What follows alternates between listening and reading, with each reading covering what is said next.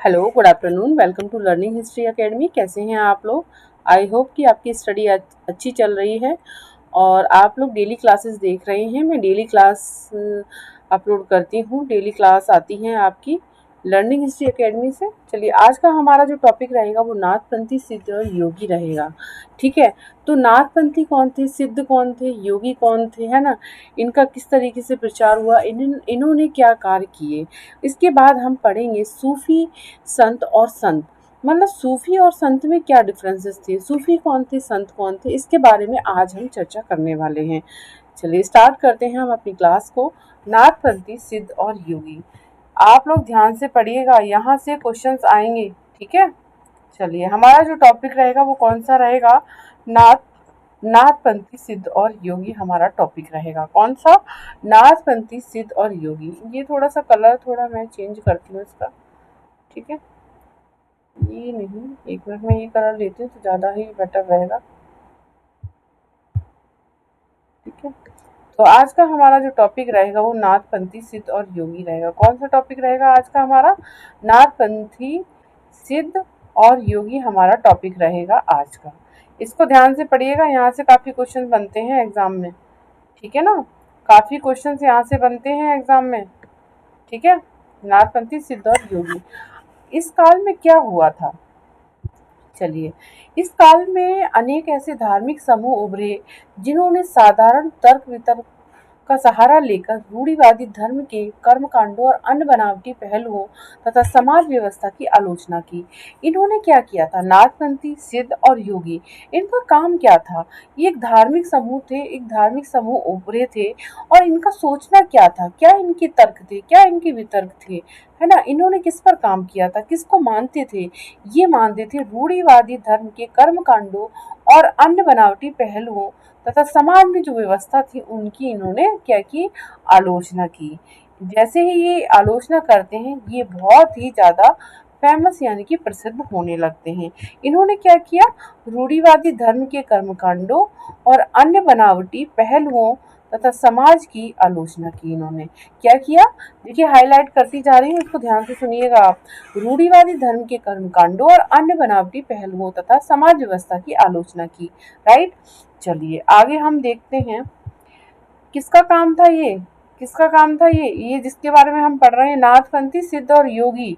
जहां भी आपको इतिहास में ये पढ़ने के लिए आते हैं ना, ये जो वर्ड आते हैं नाथपंथी, सिद्ध, योगी, तो इनका जो काम था समाज व्यवस्था की आलोचना करना था। कैसी समाज व्यवस्था की? रूढ़िवादी धर्म के कर्मकांड और जो बनावटी पहलू थे उनकी आलोचना करना था इनका। ठीक है, रूढ़िवादी धर्म परंपरा, जैसे कि मैंने पहले भी आपको बताया था, जैसे कि ब्राह्मणवादी विचारधारा जिन्होंने वर्ण व्यवस्था बनाई थी, ऐसे ही कुछ कर्मकांड थे। और जो जैसे कि यज्ञ हुआ करते थे, जब राजा जीत कर आते थे राज्यों को, युद्ध जीत कर आते थे, तब कर्मकांड हुआ कर, ऐसे कर्मकांडों को इन्होंने क्या किया है? अस्वीकार कर दिया है। ठीक है, इन पर इन्होंने, और जाति प्रथा, है ना, ऊंच नीच, ये सब जो समाज व्यवस्था थी इसकी आलोचना की थी। राइट, आप समझ गए ना आप? चलिए अब आगे चलते हैं। इनमें नाथपंथी सिद्धाचार, एक मिनट, इनमें नाथपंथी सिद्धाचार योगी जन उल्लेखनीय है। कौन कौन है? नाथपंथी, देखिए, नाथपंथी सिद्धाचार और योगी जन कौन है? उल्लेखनीय है। उन्होंने संसार का परित्याग करने का समर्थन किया। क्या किया? संसार का परित्याग करने का समर्थन किया। क्यों किया? क्योंकि इन्होंने बोला ऐसे मुक्ति नहीं हो सकती है। ठीक है, यहाँ दुख है, सुख है, सब तरह के लोग हैं, तो इन्होंने क्या किया? संसार का परित्याग करने का समर्थन किया। उनके विचार से निराकार परम सत्य का चिंतन मनन और उसके साथ एक हो जाने की अनुमति ही मोक्ष का मार्ग है। इन्होंने बोला कि चिंतन मनन ही क्या है? चिंतन मनन ही अनुभूति का, मोक्ष का एक मार्ग है। ठीक है, ये जितने भी कर्मकांड हैं, ये रूढ़िवादिताएं हैं, जितनी भी समाज व्यवस्थाएं हैं, इनसे हटकर क्या हमें क्या करना चाहिए? चिंतन मनन करना चाहिए और संसार का परित्याग करना चाहिए। ऐसे ही हमें मोक्ष का मार्ग मिल सकता है। ठीक है, सुख सुविधाओं को त्याग करके। ठीक है, ऐसे समझ सकते हैं। इसके लिए उन्होंने क्या किया? योगासन क्या किया? चलिए मैं इसको हाईलाइट करती हूँ, इसको ध्यान रखिएगा। इसके लिए उन्होंने क्या किया? योगासन, प्राणायाम और चिंतन मनन जैसी क्रियाओं के माध्यम से मन एवं शरीर को कठोर प्रशिक्षण देने की आवश्यकता पर बल दिया। इन्होंने क्या किया, जो आज आप देखते हैं ना योगासन प्राणायाम, है ना, तो इन्होंने क्या किया, ये क्या थे, ये योगी सिद्ध, है ना, ये कौन थे, इस तरीके से मोक्ष की प्राप्ति पाना चाहते थे। इन्होंने योगासन करना शुरू किया, प्राणायाम शुरू कर किया इन्होंने, और चिंतन मनन किया। मतलब शरीर को कष्ट हो, है ना, ऐसे शरीर की एक होता है ना, शरीर का जैसे एक्सरसाइज करते हैं, और मतलब शरीर को मतलब सुविधाओं में ना रखना, मतलब अच्छी स्थिति में ना रखना, मतलब एक होता है ना, जैसे कि जैसे अभी बताया समाज की व्यवस्था की आलोचना की है, समाज में बहुत रूढ़िवादी व्यवस्थाएं थी, तो इन्होंने ये बोला है कि संसार का परित्याग, संसार में क्या है, संसार में सुख भी है दुख भी है ना, बहुत सारी चीजें हैं, उनका परित्याग करके इन्होंने शरीर को कठोर प्रशिक्षण देने की आवश्यकता पर बल दिया। कैसे दिया बल, योगासन के थ्रू, प्राणायाम के थ्रू और चिंतन मनन के द्वारा। ठीक है, चलिए ये काम किए थे इन लोगों ने। ये समूह खास तौर पर नीचे कही जाने वाली जातियों में बहुत लोकप्रिय हुए। ये समूह जो थे ना, योगी नाथपंथी और सिद्ध कौन थे, ये जो लोग थे, इन्होंने क्या, इनको ये बहुत प्रसिद्ध हुए, किसमें प्रसिद्ध हुए, नीचे कही जाने वाली जातियों में, बिल्कुल, क्योंकि ऐसा कुछ इन्होंने जब ये आए थे तो मतलब इनसे खुश हुए। कौन, नीची कही जाने वाली जो जातियां थी, बहुत खुश हुई इनसे, क्योंकि इन्होंने इन्होंने क्या किया, इन्होंने समाज व्यवस्था की आलोचना की, रूढ़िवादी कर्म कांडों की आलोचना की, इसलिए नीची कही जाने वाली जातियों में बहुत लोकप्रिय हुए।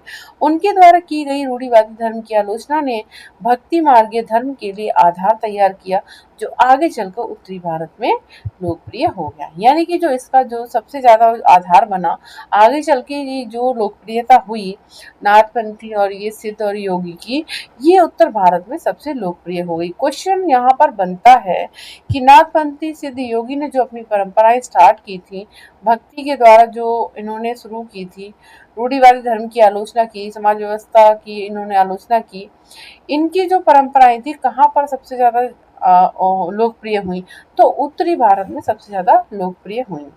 राइट, चलिए इस्लाम और सूफी संत के बारे में हम चर्चा करेंगे। हम किसके बारे में चर्चा करेंगे अब, इस्लाम और सूफी संत के बारे में हम अब चर्चा करेंगे।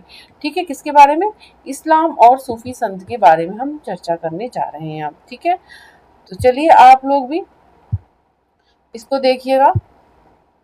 एक मिनट में से थोड़ा क्लीन कर लेती हूँ। हाँ, ये थोड़ा मुझे कलर सही नहीं लग रहा। इस्लाम और सूफी संत के बारे में हम चर्चा करेंगे। किसके बारे में, इस्लाम और सूफी संत कौन थे। ठीक है, चलिए संतों और सूफियों में बहुत अधिक समानता थी। क्या थी, संतों और सूफियों में क्या थी ना, बहुत अधिक समानता थी।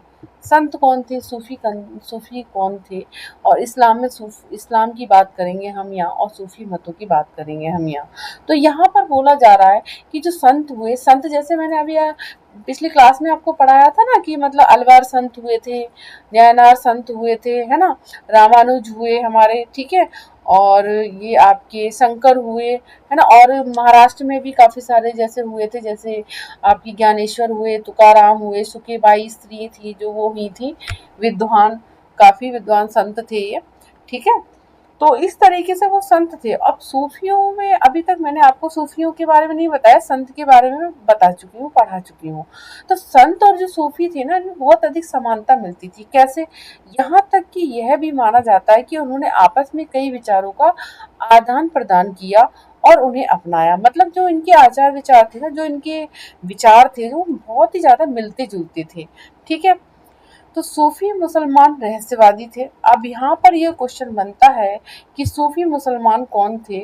सूफी मुसलमान जो थे, वो सूफी मुसलमान रहस्यवादी थे। क्वेश्चन बनता है कि संत रहस्यवादी थे या सूफी रहस्यवादी थे, तो कौन थे, सूफी मुसलमान जो थे वो रहस्यवादी थे। सूफी कौन थे, मुसलमान। वे धर्म के बाहरी आडंबरों आडंबरों को अस्वीकार करते हुए ईश्वर के प्रति प्रेम और भक्ति तथा सभी मनुष्य के प्रति दया भाव रखने पर बल देते थे। मतलब जो सूफी मत था ना, जो सूफी संत हुए थे, वो क्या करते थे, जो बाहरी आडंबर थे, जैसे मैंने अभी आपको बताया था कि समाज में बहुत ही ज्यादा ऊंच नीच था और ऐसे बहुत सारे कर्म कांड थे, है ना, ऊंच नीच था और भेदभाव था। तो इन सबको अस्वीकार करते हुए सूफी मुसलमान जो थे रहस्यवादी, इन्होंने इन सबको अस्वीकार करते हुए ईश्वर के प्रति प्रेम और भक्ति पर बल दिया और दया भाव पर बल दिया। चलिए, इस्लाम ने, अब यहाँ पर आते हैं, इस्लाम ने एक ईश्वरवाद यानी एक अल्लाह के प्रति पूर्ण समर्पण का दृढ़ता से प्रचार किया। क्या किया? इस्लाम ने एक ईश्वरवाद यानी कि अल्लाह के प्रति पूर्ण समर्पण का दृढ़ता से प्रचार किया। ठीक है, मतलब इस्लाम ने क्या किया, एक ईश्वरवाद को माना। किसको? एक ईश्वरवाद, जो एक है। कौन? अल्लाह। अल्लाह के प्रति इन्होंने इन्होंने अल्लाह को माना। इस्लाम ने क्या माना? अल्लाह को, और इनके प्रति पूरा समर्पण करने की बात कही है।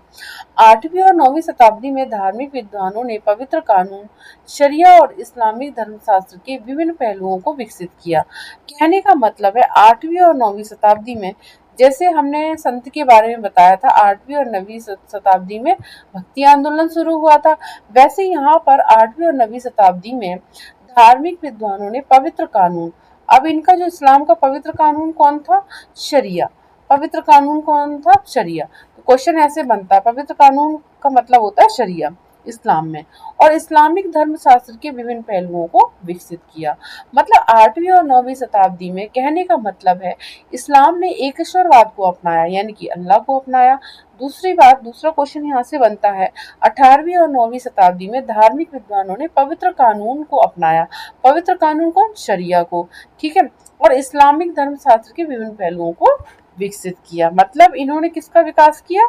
इस्लामिक धर्मशास्त्र को। ठीक है, इस्लाम धीरे धीरे और जटिल होता गया। क्या होता गया? इस्लाम धीरे धीरे जटिल होता गया, जबकि सूफियों ने एक अलग रास्ता दिखाया जो ईश्वर के प्रति व्यक्तिगत समर्पण पर बल दिया। सूफी लोगों ने मुस्लिम धार्मिक विद्वानों द्वारा निर्धारित विशुद्ध कर्मकांड और आचार संहिता को बहुत कुछ अस्वीकार कर दिया। कहने का मतलब, अब इसमें डिफरेंसेस देखिए, इस्लाम में ये थे, सूफी थे, मैंने अभी बताया कि सूफी कौन थे, सूफी भी मुसलमान थे, रहस्यवादी थे, जो आडंबरों को नहीं मानते थे। अब यहाँ पर ये बात की गई कि इस्लाम में क्या हुआ, अल्लाह का, इन्होंने अल्लाह के प्रति समर्पण था। अब इस्लाम में ही सूफी थे, तो सूफी क्या करते थे, जैसे हमारे दक्षिण भारत में, जैसे हमने बताया, भक्त जो संत थे उन्होंने भक्ति आंदोलन की शुरुआत की, वैसे ही यहाँ पर इस्लाम में एक ईश्वरवाद, अल्लाह को माना, अपने भगवान अल्लाह को माना इन्होंने, एक ईश्वरवाद को।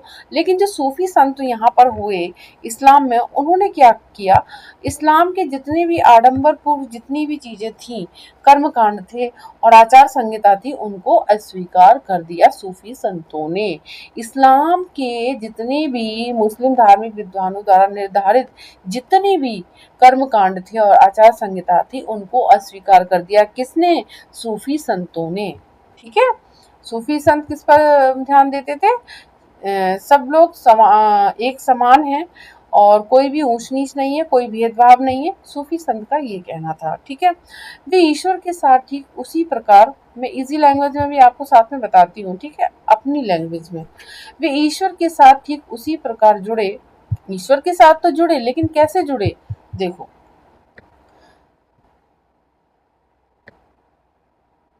ईश्वर के साथ, एक मिनट, ईश्वर के साथ ठीक उसी प्रकार जुड़े रहना चाहते थे जिस प्रकार एक प्रेमी दुनिया की परवाह किए बिना अपनी प्रियतमा के साथ जुड़े रहना चाहते हैं। मतलब जिस प्रकार एक प्रेमी दुनिया की परवाह किए बिना अपनी प्रियतमा के साथ जुड़े रहना, कहने का मतलब वो इस्लाम में तो जुड़े रहे, इस्लाम में जुड़े रहे, लेकिन उन्होंने जो इस्लाम धार्मिक में जो विद्वान थे, उन्होंने जो कर्मकांड बनाए थे, उनको अस्वीकार कर दिया था सूफी संतों ने। ठीक है, अब यहाँ पर क्या बात आती है, संत कवियों की तरह सूफी लोग भी अपनी भावनाओं को व्यक्त करने के लिए काव्य रचना किया करते थे। अब क्वेश्चन यहाँ पे बनता है कि सूफी संत भी इस संत कवियों की तरह क्या करते थे, काव्य रचना किया करते थे। जैसे मैंने आपको बताया था, जैसे दक्षिण भारत में अलवर थे, न्यायवर थे, न्यायनार थे। न्यायनार की संख्या कितनी थी? 63 थी और अलवर की संख्या 12 थी। और अलवर के जो गीत किसमें संकलन थे? प्रबंधन में संकलन थे। किसमें? प्रबंधन में संकलन थे। उसी तरीके से इन्होंने भी काव्य की रचना की थी, संत कवियों ने।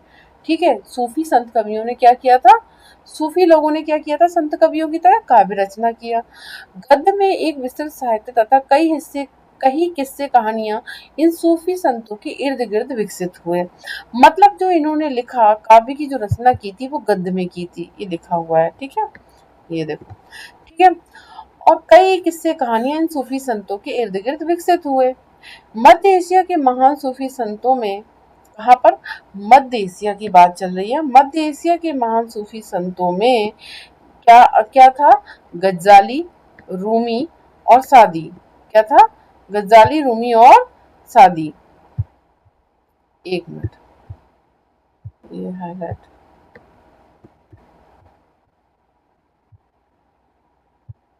देखो, रूमी क्या था? गज्जाली, गज्जाली है ना, और रूमी और सादी के नाम उल्लेखनीय हैं। कहने का मतलब है मध्य एशिया के महान जो सूफी संत हुए थे इस्लाम में, जैसे काव्य की रचना संतों ने की थी, हर अपने कविताओं को संकलन किया था, है ना, काव्य रचना की थी। उसी तरीके से मध्य एशिया के महान सूफी संतों ने क्या किया था? गज्जाली, रूमी और सादी के नाम उल्लेखनीय हैं उनके काव्य में। उनके काव्य की रचनाओं में कौन है? गज्जाली, रूमी और सादी। ध्यान रखिएगा, वेरी इंपॉर्टेंट क्वेश्चन है। मध्य एशिया के महान सूफी संतों में गज्जाली, रूमी और सादी का नाम उल्लेखनीय है। ठीक है, चलिए आगे बढ़ते हैं। हम आगे देखते हैं अब क्या है इसमें। नाथपंथियों, देखो, नाथपंथियों, सिद्धों और योगी की तरह सूफी भी यही मानते थे कि दुनिया के प्रति अलग नजरिया बनाने के लिए दिल को सिखाया पढ़ाया जा सकता है। मतलब नाथपंथी, सिद्ध और योगी की तरह सूफी भी यही मानते थे। नाथपंथी, सिद्ध और योगियों के बारे में मैंने बताया ना, ये कर्म कांडों को नहीं मानते थे। उसी तरीके से सूफी भी यही मानते थे कि दुनिया के प्रति अलग नजरिया अपनाने के लिए दिल को सिखाया पढ़ाया जा सकता है। उन्होंने किसी औलिया या पीर की देखरेख में जिक्र, नाम का जाप, चिंतन, समा, गाना, रक्स, नृत्य, नीति चर्चा, सांस पर नियंत्रण आदि के जरिए प्रशिक्षण की विस्तृत रीतियों का विकास किया। ठीक है, इस प्रकार आध्यात्मिक सूफी उस्तादों की पीढ़ियों, सिलसिलाओं का प्रादुर्भाव हुआ।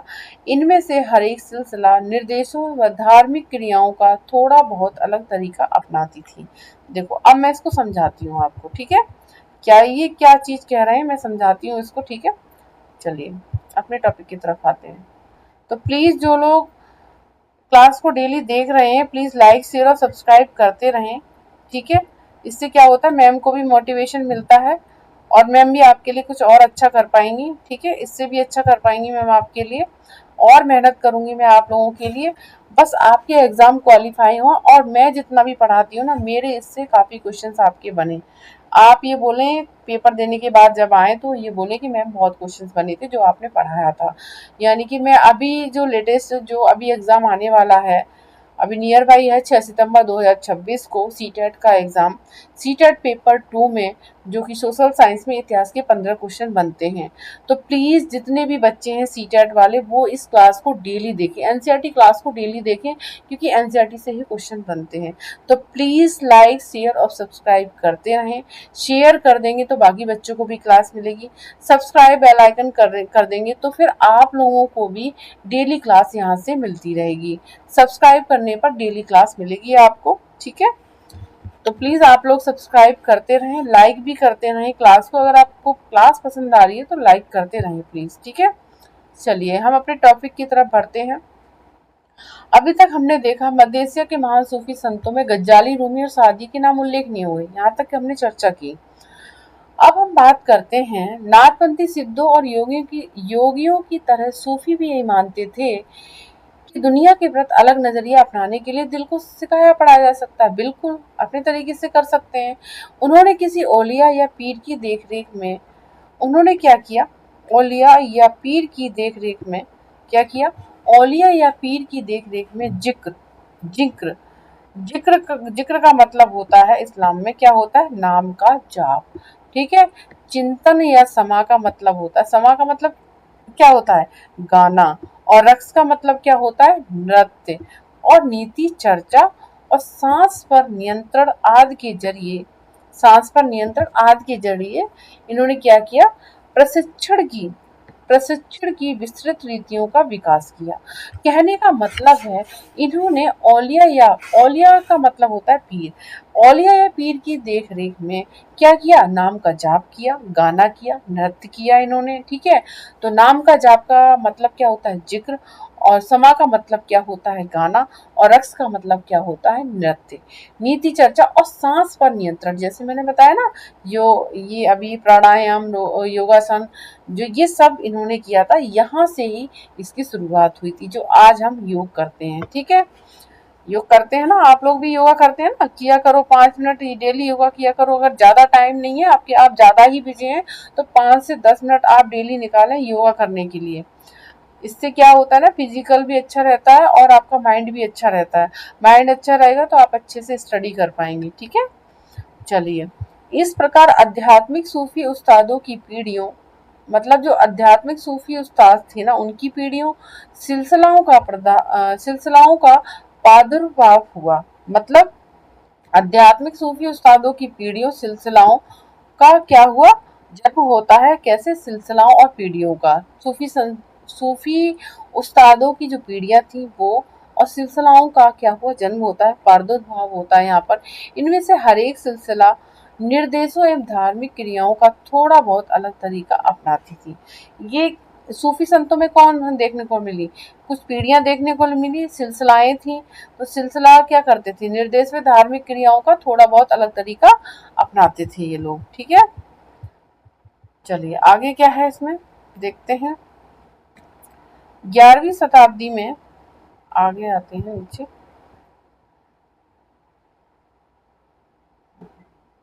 थोड़ा सा जूम करती हूँ उसको। हाँ, 11वीं शताब्दी में देखो, यहाँ पर आ जाते हैं हम। 11वीं शताब्दी से अनेक सूफी जन मध्य एशिया से आकर हिंदुस्तान में बसने लगे थे। क्वेश्चन पूछा जाता है कि जो सूफी संत थे मध्य एशिया में, वो हिंदुस्तान कब आए थे, तो 11वीं शताब्दी में वो आए थे। ठीक है। हिंदुस्तान आए थे। दिल्ली सल्तनत अध्याय 3 की स्थापना के साथ यह प्रक्रिया उस समय और भी मजबूत हो गई थी। दिल्ली सल्तनत के बारे में मैंने आपको पढ़ाया था ना, इल्तुतमिश कुतुबुद्दीन ऐबक, इसके बारे में पढ़ाया था ना, उसकी चर्चा यहाँ की जा रही है। अध्याय 3 के बारे में मैं बात कर चुकी हूँ कि स्थापना के साथ यह प्रक्रिया उस समय और भी मजबूत हो गई, जब उपमहाद्वीप में सर्वत्र बड़े अनेक सूफी केंद्र विकसित हो गए। क्या हो गए, उपमहाद्वीप में क्या हो गए, उपमहाद्वीप में बड़े बड़े सूफी केंद्र विकसित हो गए। ठीक है। अब यहाँ पर आते हैं, एक सिलसिला होता है, अभी मैंने आपसे बात की थी ना, सिलसिला। और आपके ये इसमें कौन देखने के लिए मिले, सूफी संत में सिलसिले देखने के लिए मिले। तो सिलसिले में क्या थे, देखिए, सिलसिले सिलसिले जो थे, उन्होंने कुछ चीजें यहाँ पर अपनाई थी सिलसिलों ने। तो सिलसिले में कौन थे, चिश्ती सिलसिला एक था, चिश्ती सिलसिला इन सभी सिलसिलों में सबसे अधिक प्रभावशाली था। कौन सा, चिश्ती सिलसिला। चिश्ती सिलसिला जो था ना, वो सबसे ज्यादा प्रभावशाली था। क्या था, सबसे ज्यादा प्रभावशाली सिलसिला था। इसमें औलियाओं की एक लंबी परंपरा थी, जैसे अजमेर के ख्वाजमुद्दीन चिश्ती, दिल्ली के कुतुबुद्दीन बख्तियार काकी, पंजाब के बाबा फरीद, दिल्ली के ख्वाजा निजामुद्दीन औलिया, और गुलबर्गा के वंदानबाज गिसूद राज। ठीक है। तो ये जो क्या थे, हमने अभी सिलसिला की बात की थी ना, आप कंफ्यूज होंगे सिलसिला क्या है। तो ये सिलसिला क्या होते, सिलसिलाओं में लोग होते थे, तो इनका एक ग्रुप होता था, तो उस सिलसिले का नाम था चिश्ती सिलसिला। चिश्ती सिलसिला ना बहुत अधिक प्रभावशाली था। ठीक है। इनमें औलियाओं की एक लंबी परंपरा थी। इसी चिश्ती सिलसिले में क्या था, औलियाओं की एक लंबी परंपरा थी। क्या थी, औलियाओं की एक लंबी परंपरा थी, औलियाओं की। ठीक है। क्या थी, औलियाओं की एक लंबी परंपरा थी। और इस परंपरा में कौन थे, अजमेर के ख्वाज, भाई जब इसमें कौन थे, औलिया औलियाओं की एक परंपरा थी, ये सूफी संतों की है। ठीक है। सूफी संतों की है ये। एक मिनट, औलियाओं औलियाओं की एक लंबी परंपरा थी, उसमें कौन कौन थे, कितने लोग थे, कितने सूफी संत थे, तो कितने सूफी थे? अजमेर के, क्वेश्चन पूछा जाता है, अजमेर के सूफी कौन थे? ख्वाजा मोइनुद्दीन चिश्ती, ठीक है। और दिल्ली के कुतुबुद्दीन बख्तियार काकी, ठीक है। पंजाब के बाबा फरीद, ठीक है। और दिल्ली के ख्वाजा निजामुद्दीन औलिया, और गुलबर्गा के बंदानबाज गुस्सू दुराज। अब क्वेश्चन यहाँ से कैसे बनता है? क्वेश्चन देखो ऐसे बनता है, यहाँ से क्वेश्चन पूछा जाता है कि अजमेर में सूफी कौन थे, क्या नाम था सूफी का, उसमें ऑप्शन दे दिया जाएगा। तो 4 ऑप्शन दिए होंगे, उसमें ख्वाजा मोइनुद्दीन चिश्ती भी होगा। तो आंसर आप क्या लगाएंगे? अजमेर के कौन हुए? ख्वाजा मोइनुद्दीन चिश्ती, ठीक है। अब दूसरा क्वेश्चन कैसे बनेगा? दिल्ली के सूफी कौन हुए? कुतुबुद्दीन बख्तियार काकी। दिल्ली में कौन थे? दिल्ली के कुतुबुद्दीन बख्तियार काकी, राइट। अब आते हैं पंजाब में, पंजाब के बाबा फरीद, कौन थे बाबा फरीद? सूफी थे ये। दिल्ली के ख्वाजा निजामुद्दीन औलिया, ये भी सूफी थे। गुलबर्ग और बंदानवाज गिसुदराज, गुलबर्ग के बंदानवाज गिसुदराज, ये भी क्या थे? सूफी थे। कितने सूफी हो गए? ख्वाजा मोइनुद्दीन चिश्ती, कुतुबुद्दीन बख्तियार काकी, बाबा फरीद, ख्वाजा निजामुद्दीन औलिया, गुलबर्ग के बंदानवाज गिसुदराज, ये आपके हो गए, ठीक है। तो दिल्ली से 2 सूफी देखने के लिए मिले हमें, कौन कौन से? दिल्ली के कुतुबुद्दीन बख्तियार काकी और ख्वाजा निजामुद्दीन औलिया। दिल्ली में 2 सूफी देखने के लिए यहाँ पर मिलते हैं, राइट। तो जहां जहां मैं हाईलाइट कर रही हूँ आप लोग ध्यान से देखिए, इस हाईलाइट से ही क्वेश्चंस काफी बनेंगे, ठीक है। मैं क्लीन कर देती हूँ उसको।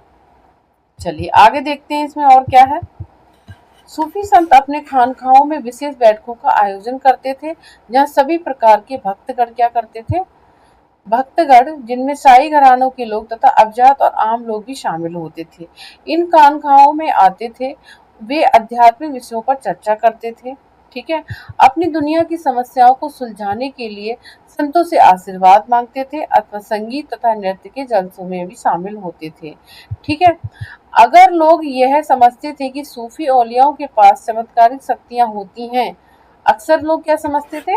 सूफी औलियाओं के पास चमत्कारिक शक्तियां होती हैं, जिनसे आम लोगों को बीमारियों और तकलीफों से छुटकारा मिल सकता है। अभी मैं समझाऊंगी पूरा, ठीक है।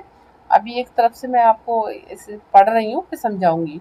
सूफी संत की दरगाह एक तीर्थ स्थल बन जाता है, जहाँ सभी ईमान धर्म के लोग हजारों की संख्या में इकट्ठे होते हैं, राइट। तो इस तरीके से हमने ये, इसके बारे में मैं अभी समझाती हूँ, देख लेती हूँ इसमें और क्या है। चलिए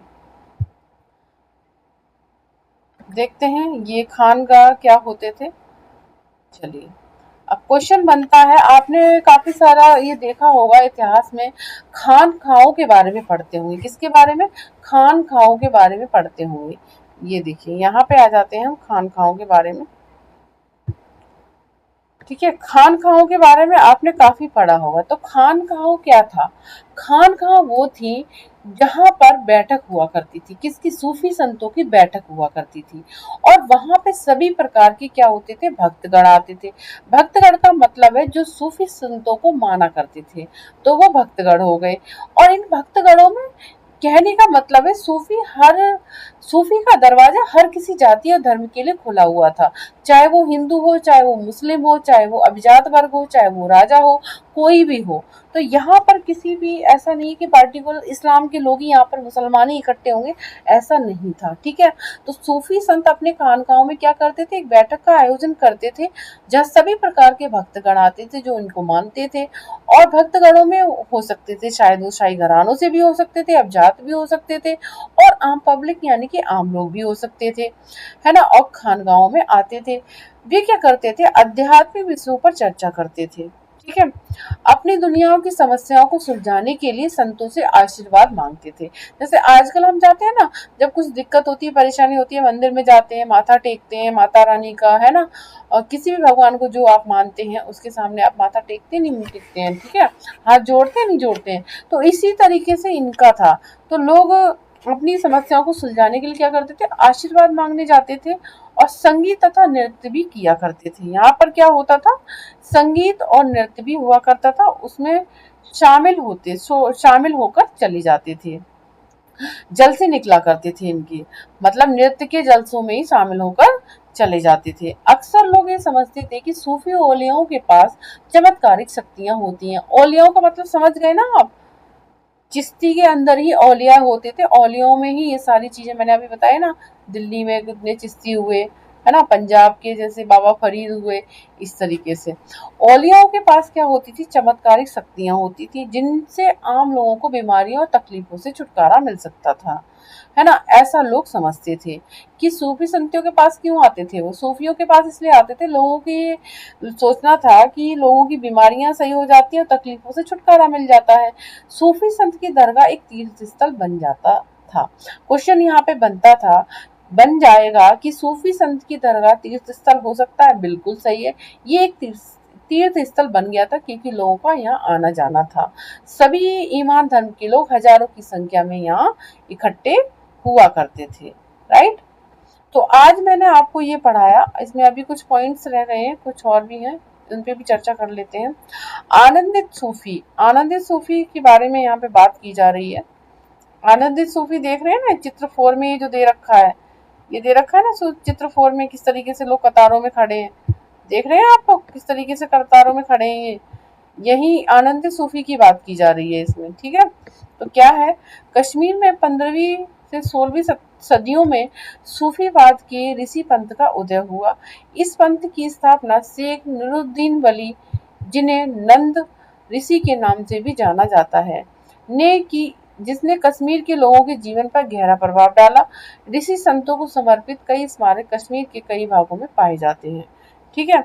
कश्मीर में कौन हुए, कश्मीर में सूफी संत कौन सा हुआ, देखो 15वीं या 16वीं शताब्दी में ऋषि पंथ का उदय होता है। और इसकी स्थापना किसने की थी, ऋषि पंथ का उदय होता है, सूफीवाद के ऋषि पंथ का उदय होता है 15 से 16वीं शताब्दी में कश्मीर में। और इसकी स्थापना किसने की थी, शेख नरूद्दीन वली ने की थी, जिन्हें नंद ऋषि के नाम से भी जाना जाता है, ठीक है। कश्मीर में ये क्वेश्चन यहाँ से बन सकता है, ठीक है, आ सकता है, इसको ध्यान रखिएगा। आप टेंशन ना लो, अभी मैं ऐसे आपको पढ़ा रही हूँ ना, फिर इसके नोट्स भी लेकर आऊंगी मैं, ठीक है, नोट्स से भी मैं आपको कंप्लीट कराऊंगी, ठीक है, उसकी टेंशन आप ना लें। आप बस अपने आराम होकर पढ़िए, आराम से पढ़िएगा आप, ठीक है, टेंशन ना लीजिए। बस आप ना जो चीज इसमें याद करने की है उनको याद कर लीजिए, जिन पर मैंने हाईलाइट किया है ना, इनको याद कर लीजिए आप, इनको याद करना बहुत जरूरी है, ठीक है। कौन किस किस जगह पर कौन से सूफी संत हुए, इनको भी याद कर लीजिए, क्वेश्चन यहाँ से बनते हैं। बाकी मैं नोट्स में लेकर आऊंगी, नोट्स में भी आपको बता दूंगी कि किस तरीके से आपको इजी होगा याद करने में, ठीक है। चलिए इसको थोड़ा सा क्लीन कर देते हैं हम।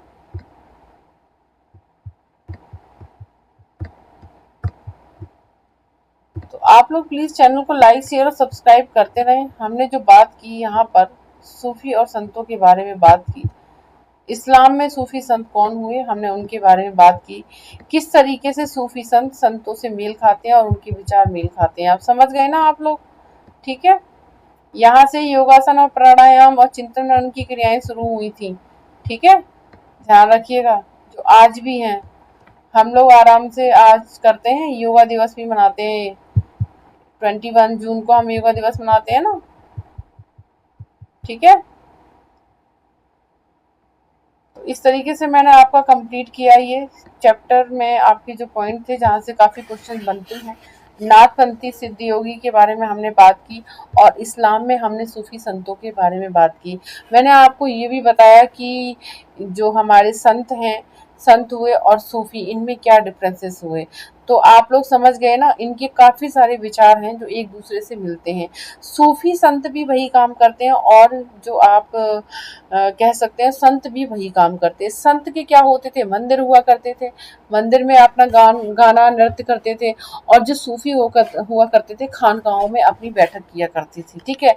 मतलब इनके काम मिलते जुलते थे, आप समझिए, ठीक है, ऐसे समझ लीजिए, फिर आप ना काफ़ी सारे क्वेश्चन सॉल्व कर लेंगे।